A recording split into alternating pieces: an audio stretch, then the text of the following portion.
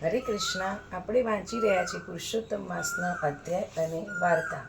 તો આજે આપણે વાંચીશું અધ્યાય 28 અને આગળના બધા જ અધ્યાય મારા માધવ ચેનલની લિંકમાં છે, જે તમે સાંભળી શકો છો. પુરુષોત્તમ માસનો આજ 28મો અધ્યાય. સુતજી બોલ્યા, ધર્મરાજાની આજ્ઞા થતાં ચિત્રગુપ્તે યમદૂતને કહ્યું, પહેલાં આને પ્રેતપણું પ્રાપ્ત થવા દો, પછી વાંદરાનો અવતાર આપવામાં આવશે અને તે પછી વિશ્વાસઘાતનું ફળ ચિત્રગુપ્તની આજ્ઞા પ્રમાણે તે પ્રમાણે આપ્યું. આ અત્યંત દુઃખ ભોગવી વાંદરાનો જન્મ કાલનાર નામના પર્વત પર મૃત તીર્થ કુંડ આવેલો છે ત્યાં પામ્યો. આ સાંભળી નારદજી નારાયણને પૂછવા લાગ્યા કે હે પાપીએ તીર્થમાં જ કેમ જન્મ આપ્યો? ત્યારે નારાયણ કહેવા લાગ્યા કે ચિત્રકુંડળ નામના વણિકે તેની પત્ની સાથે પુરુષોત્તમ માસ કર્યો હતો અને ઉદ્યાપનને દિવસે બ્રાહ્મણોને ઘણું દાન આપ્યું હતું. બધા બ્રાહ્મણોના ગયા પછી એ કડદે તે વણિકની પ્રશંસા કરી દક્ષિણાની માંગણી કરી. તે વણિકે તેને દાન આપ્યું. એ કડદે માત્ર પુરુષોત્તમનું પૂજન જોયું હતું, તેના કારણે તેને પવિત્ર તીર્થમાં વાનરનો જન્મ આપ્યો હતો. ત્યાં છાંયડો આપનાર વૃક્ષો હતા, જળાશયો હતા. નારાયણના શબ્દો સાંભળી નારદે પૂછ્યું કે આવા સ્થળે તે બધું શા માટે? ત્યારે નારાયણે કહ્યું, ભગવાન રામ જ્યારે રાવણનો નાશ કરી દેવોને કહી યુદ્ધમાં મરેલા વાંદરાઓને સજીવન કરી અયોધ્યા જતા હતા, ત્યારે ભગવાન રામે કહ્યું હતું કે સુગ્રીવ, હનુમાન, અંગદ, જાંબુવન અને મિત્ર ધર્મ બજાવો. હવે આ વાનરોને તેમની ઈચ્છા આવે ત્યાં જવા દો.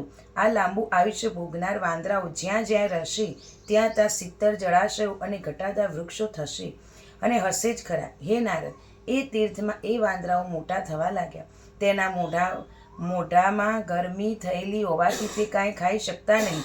એ ફળો તોડ્યા પણ ફેંકી દેતા. તે ગરમીની પીડાથી એક સ્થળે બેસી પણ શકતા નહીં. તે ભૂખ અને તરસથી તડપતા એક ઝાડથી બીજે ઝાડ કૂદવા આવ્યા અને પુરુષોત્તમ માસ આવ્યો અને અંધારિયામાં તે કુંડની પાસે હોવા છતાં પાણી પી શકતા નહીં અને એક ઝાડની બીજા પર કૂદવા જતા અને કુંડમાં પડ્યા. ઘણા દિવસો પસાર થવાથી ત્યાં પડી રહ્યા અને 5મે દિવસે મધ્યાહન સમયે મરણ પામ્યા કે તરત જ અપ્સરાઓ, ગાંધર્વથી, કિન્નરોથી લલાતું વિમાન ત્યાં આવી અને વારોને વિમાનમાં લેવા દિવ્ય દેહવાળો થઈ અપ્સરાઓ છત્ર ધરાવવા લાગી. ત્યારે તે વાંદરો ચિત્રમાણ જેવા હોય વિચારવા લાગ્યા કે કયા પુણ્યથી આ બધું મળ્યું. ત્યારે 2 હાથ જોડી પુણ્યશીલ સુશીલ કહેવા લાગ્યા. આ ઇતિ બ્રહ્મનારદ પુરાણમાં કડદે આખ્યાન નામનો 28મો અધ્યાય સંપૂર્ણ.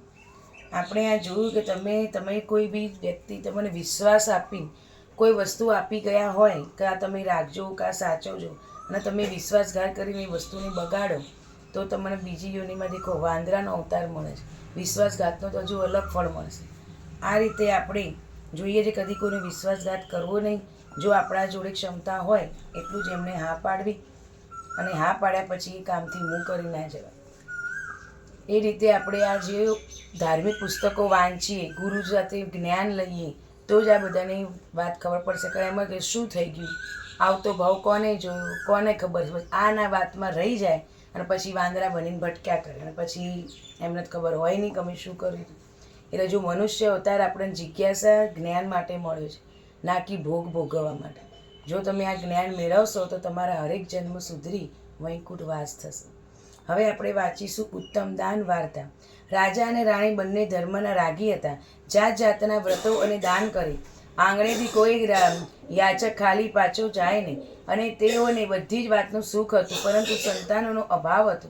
અંતે ધર્મના ફળરૂપી પાછલી વયમાં રાણી એક પુત્રને જન્મ આપ્યો. રાજા રાણી હર્ષકેલા થઈ ગયા. તેમણે કુંવરને લાડકોડે ઉછેરવા માંડ્યું અને સુખભેરમાં ઉછેરવા ઉપર લગભગ 9 વર્ષો થયા. ત્યારે એકા માંદો પડી ગયો. આથી રાજા રાણી અત્યંત દુઃખ થયું. કુંવરને સાજો માટે નૈવેદ્ય બોલાવ્યા. જાગી તે ભુવાઓને બોલાવ્યા, મંત્ર જાત કરાવ્યા, પણ કોઈ માંદો કુંવરને સાજો ન થયો. એકનો એક કુંવર આવી હાલતમાં પછી રાજા રાણી ખાવાનું ગળે કેમ ઉતરે? બંને ખાધા પીધા વગર કુંવરની પાસે બેસી રહેતા. ચોધાર આંસુ રડતા હતા, પ્રાર્થના કરતા હતા, હે પ્રભુ, ગોનો આધાર અમારી તંદુરસ્તી કુંવરની આપણને સાજા કરો. માંદાની પાછળ સાજા પણ માંદા પડી જાય છે. રાજા રાણી પર તંદુરસ્ત ગુમાવી બેઠા. કુંવરની ચિંતા રાતે ઊંઘ પણ નથી આવતી, પરંતુ રાજાના ઉજાગરાને લીધે એક દિવસે રાજાને નિંદ્ર આવી અને તેને સપનું આવ્યું. સપનામાં એને અગમ્ય વાણી સંભળાઈ કે હે રાજા, તારા કુંવરને સાજો કરવા ઉત્તમ દાનની જરૂર છે. ત્યારે પવિત્ર પુરુષોત્તમ માસ ચાલે છે. આ મહિનામાં ભાવિકો સ્ત્રી પુરુષો દાન કરે છે. તેઓ પણ તે ઉત્તમ દાન કર્યું હોય તેનું ફળ તારા માંદા કુંવરને આપજો. તો અર્પણ કરશે તો પુણ્યથી પ્રતાપથી કુંવર તરત જ તંદુરસ્ત થઈ જશે. એ સિવાય બીજો કોઈ સંજોગોમાં આ સાચું નહીં થાય. અગમ્ય વાણી પૂરી થવાથી સાથે રાજા ઝબકીને જાગી ગયો અને સ્વપ્નમય વાત તેને ખબર યાદ આવી કે તરત જ રાણી પાસે ગયો અને કુંવરને દાન આપવાની ઉત્તમ દાન આપવાની બધી વાત કરી. રાણીએ કહ્યું, એ વાલી રાજ્ય ઢંઢેરો પીટાવો કે ઉત્તમ દાન કરનાર મળી આવશે. રાજાને બીજે દિવસે રાજ્યમાં ઢંઢેરો પીટાવે કે આ પવિત્ર પુરુષોત્તમ માસે જે કોઈ નર નારી ઉત્તમ દાન કર્યું હશે તે પહેલાં આવીને મળી જાય. જે કોઈ ઉત્તમ દાનનું ફળ માંદા કુંવરને અર્પણ કરે તો તુરંત સાજો થઈ જાય તેમ છે, જેથી રાજવંશ ટકી શકશે. રાજ્ય ભક્તિ અને શુભ ભાવના માટે આ ઉત્તમ અવસર છે. જે કોઈ સ્ત્રી પુરુષ પોતાના ઉત્તમ દાનનું ફળ કુંવરને અર્પણ કરશે તેમને માન પાનથી નવાજવામાં આવશે. ઢંઢેરો સાંભળી ઘણી ભાવિકો પોતાના દાનનું ફળ કુંવરને અર્પણ કરવા મહેલ આવે પણ ને કુંવર પ્રત્યેની પોતાની શુભભાવના બતાવી, પરંતુ કુંવરની હાલતમાં જરાય ફેર પડ્યો નહીં. મોટા ધનપતિ જેમણે પુરુષોત્તમ માસ દરમિયાન અઢળક દાન કર્યું હતું, શુભ ભાવનાથી કુંવરને પોતાનું દાન આપ્યું હતું, પરંતુ તે પણ સાજો થયો નહીં. હવે શું કરું? રાજા મૂંઝાયા, પસ્તાવો કરવા લાગે કે દાન કરવાવાળા છે, પરંતુ એનું શ્રેષ્ઠ દાન કયું સ્વીકારું? તે તંદુરસ્ત કેવી રીતે બનશે? એક દિવસ મહેલમાં ફાટેલા કપડાની હાલતમાં એક માણસ આવી ચડ્યો. તેને દરબારમાં જઈ રાજા રાણીને કહ્યું કે આ વણી કોણ છે? તેને પેલી પ્રણામ કર્યા, કહ્યું, મહારાજ, મારા દાનનું ફળ કુંવરને આપવા આવે છું. રાજા અને રાણી તો વધુ આશ્ચર્યમાં પડી ગયા. પહેરેલા કપડાં નથી, કંગાળ માણસ દાન આપી જશે? પરંતુ ક્યાં એવું બને કે મોટા માણસ એવું કામ ના કરી શકે ત્યાં નાના માણસો કરી જાય? વાણી કે આંગણે આવેલા અનાદર ન થાય. રાજાએ કહ્યું, તેલી જો તારું દાન ઉત્તમ હશે તો તેનું ફળ મારા કુંવરને આપ. તેલીએ જળ મંગાવ્યું અને જમણા હાથમાં ખોળામાં જઈ લઈ કુંવર પાસે બોલ્યો, હે પુરુષોત્તમ ભગવાન, પવિત્ર અધિક માસમાં જેને તમારો મહિમા ગણાય છે તેવા પવિત્ર પુરુષોત્તમ માસમાં જો કંઈ મેં શુદ્ધ ભાવથી દાન કર્યું હોય તો અમારા હાથમાં પડેલું જળ કુંવરના મુખમાં પડતા શુદ્ધ દાનનું ફળ કુંવરજીને અર્પણ કરું છું અને ફળના પ્રતાપે કુંવરજી સાજા થાય. આમ શુદ્ધ ભાવથી શ્રદ્ધાપૂર્વક બોલી હાથમાં જળ લઈ કુંવરજીના મુખમાં રેડ્યું. અને શું ચમત્કાર! જે કુંવર સૂનમૂન પડી રહ્યો હતો તે ઉઘાડી હાથ પગ લાંબા ટૂંકા કરવા મળીને પાણી પીવા માંગ્યું. રાજા રાણીના મનમાં થયું કે તેનું દાન ઉત્તમ હોવું જોઈએ, નહીંતર કુંવર આટલી શુદ્ધિ આવે નહીં. તુરંત જ કુંવરને પાણી પીવડાવીને કંઈક વધુ સ્વસ્થ થયું અને આ બધાને હવે કુંવરની મૃત્યુના મુખમાંથી ઉકળી ગયું. ધીમે ધીમે સંપૂર્ણ તંદુરસ્ત થઈ ગયું. રાજા રાણીએ તેલની આભાર માન્યો અને તેને બીજે દિવસ દરબાર હાજર થવાનું માનપૂર્વક વિદાય કર્યું. એ દિવસે રાજમહેલમાં આનંદ છવાઈ ગયો. રાત પડતા સુધીમાં કુંવર ઘણો તંદુરસ્ત બની ગયો. બીજા દિવસે કુંવર ઉઠ્યો અને નખમાય રોગ ન તો ઉત્તમ દાનના ફળ પ્રતાપે તેને થોડા કલાકમાં રોગમુક્ત થઈ ગયો. આ પવિત્ર પુરુષોત્તમ માસ રહેલા ઉત્તમ દાનના ફળ શુભ પરિણામ હતું. એ દિવસે રાજાએ સવારે દરબાર ભરાયો. નગરમાં મહારાજનું આમંત્રણ ભર્યા અને તેલીને માન સહિત પાલકીમાં બેસાડી દરબારમાં લાવ્યો. રાજાએ તેલીનું સન્માન કરી પોતાની બાજુમાં આસન પર બેસાડી પૂછ્યું, ભાઈ, તમે નિર્ધન જણાવો છો છતાં પુરુષોત્તમ માસનું એવું કયું દાન છે કે જે તમે દાનની પુરુષોત્તમ ભગવાન ઉત્તમ દાન કરી સ્વીકાર્યું છે? જો તમને કહેવામાં આવે તો કરો તો ઉત્તમ દાન કહેવાય. તેલીએ ઉભા રહીને સભામાં નમન કરીને કહ્યું, અન્નદાન, ભોજનદાન, સારા દેખાવ પરથી આપ સમજી શકો છો કે હું તેલી છું. તેલીમાં તેલ, એરંડા તેલીને તેલ કાઢું છું, વેચીને મારું ગુજરાન ચલાવું છું, પરંતુ એ મળે તેમની બધાનું પોષણ થઈ શકતું નથી. એથી મારે કરજ કરવું પડે છે. વાયદા પ્રમાણે લીધેલા નાણાં ચૂકવી શકતો નથી, ત્યાંથી લેણાદાર સાથે બોલવું પડે છે. કહેવત છે ને કે દેવાના દાસ અને મુજબ લેણાદારનો કડવો વેણ મારે સાંભળવા પડે છે, પરંતુ હું કોઈને ખોટો શબ્દ કહેતો નથી. થોડા દિવસમાં રકમ આપવાનું કહી ધંધામાં ધ્યાન આપું છું. વર્ષમાં અધિક માસ આવ્યો એટલે તેમને મારી પત્નીને ભગવાને થઈ કે આપણે પણ બીજાને જેમ પુરુષોત્તમ મહિનો નાહીએ, એક ટાણું કરીએ, પરંતુ મારી પત્નીએ મૂંઝવા દર્શાવી કે આપણે પુરુષોત્તમ માસ વ્રત કરીએ પણ કાંઈ દાન કરવું જોઈએ. વ્રતની સાથે ભક્તિ અને દાન પણ સંકળાયેલા છે.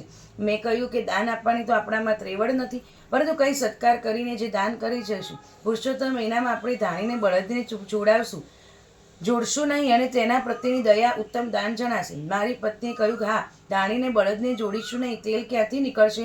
તેલ નહીં નીકળે તો આપણે ક્યાં ખાઈશું? મેં કહ્યું, રસ્તો પણ છે. આપણે બંને વારા પરથી ધાણીમાં જોડાઈશું અને આપણે બે ગુજરાનમાં વાંધો નહીં આવે. આપણે જરા વધારે મહેનત કરીશું. રોજ 2 તાંબિયા પૈસા બચશે અને રોજ સવારે દાનમાં આપીશું. મારી પત્ની આ વાત ગમી. બળદે ધાણીને ન જોડતા અમે પતિ પત્ની વારા પરથી બળદની તેલ કાઢવાને બદલે અમે ગોળ ગોળ ફરીને બળદની જગ્યાએ અમે આવ્યા અને હું મારી પત્નીને રોજ સંભળાવવા જતાં એક પૈસા કથામાં ભૂદેવ આગળ મૂક્યા. આવું એમ નિયમિત ચાલ્યું. જ્યારે વ્રત પૂર્ણ આવતી હતી ત્યારે છેલ્લા દિવસે પણ અમે ખરી મહેનતથી કમાણી પૈસાથી અમારી શક્તિ મુજબ વ્રત ઉદ્યાપન કર્યું. તેલીએ કહ્યું, અન્નદાન અમારી વ્રતની દાનની આ વાત છે. બળદને મુક્તિ આપી અને સત્કર્મ કર્યું અને ખરી મહેનતથી કમાણીના પૈસા અમે દાન કર્યું એ ઉત્તમ દાન છે. કેમ તે મારાથી કેમ કહી શકાય, પરંતુ કુંવરજી આગળ મારા દાનનું ફળ અર્પણ કર્યું ત્યારે તે સાજા થઈ ગયા, તેથી દાન ઉત્તમ છે તેમ કહી શકાય.